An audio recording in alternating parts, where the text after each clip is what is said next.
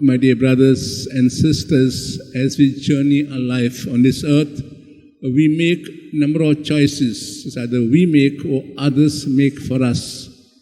When we are big enough, maybe in the school, in the 9th, 10th standard, we decide for ourselves what line we will take.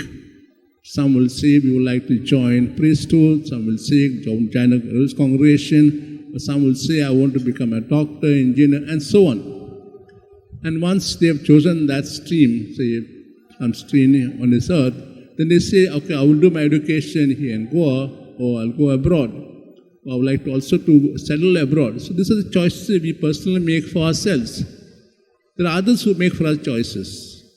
Like when we are sick, there are doctors who make choices, you must take this treatment or take so much of rest, and so on. So many others take, like for parents when they are small, they also make choice for us, or education to give, and so on. So our life is constantly making choices, either we make for ourselves or others make for us. In today's first reading, we heard about 3 individuals, 3 staunch Jews, religious Jews. They are Shadrach, Meshach, and Abednego, who are to make a choice. The choice between life and death. Choice between remaining faithful to Yahweh or worshipping the golden calf, or that image that Nebuchadnezzar had made. And mind you, Nebuchadnezzar had promised them many things if you forsake Yahweh and worship the God which I make. And the reply was firm.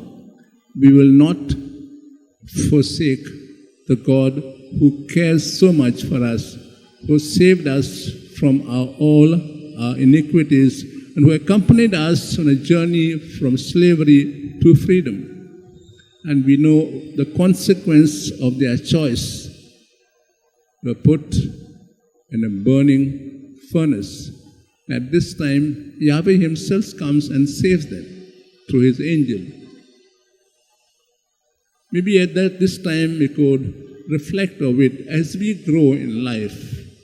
Forget the choices for our vocation, for our life. We also have to make choices for our spiritual growth. We acquire a lot of values as we grow up. But when the test comes to live the values or those offered by the others of the world, to remain remain strong to our values, or do we at times compromise, or do we at times just forsake? When the COVID struck whole world, we were given a choice or told you can stay at home and participate in the Mass. Now once the COVID is almost over, we are asked to come back to church, to participate. How many have really heard this message from the Archbishop saying, doors of the church are open, come? There's still many, especially youngsters who say, okay, I can participate in Mass at home. I can recline on my bed, put my cell phone on and participate. Or I can do my work and put other side my cell phone and participate. So this is what happens to us. When we are given a choice regarding many things in life, especially for our spiritual growth, we at times tend to compromise. I can do 2 things at the same time. But while doing this, we are not responding to God's call of love. Where when we come to the Eucharist, we get His life, and we walk out of the church with His life, who accompanies us in the course of the day and keeps us safe from all so-called temptations to sin. In the Gospel passage you heard about Jesus telling the Jews about truth. He tells them clearly from where He has come and where He is going back. He gives the examples of the Old Testament about Abraham. And yet the Jews make a choice not to listen to Jesus, not to believe that He is Son of God, that He has come from the Father and going back to the Father. And the consequence was these same Jews crucify the Lord, Messiah.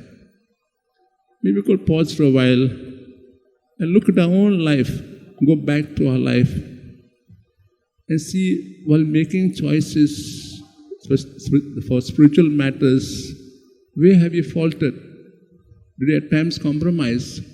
Or did we say, come what may, I will stand for truth, I will stand for my values, I will stand for my faith.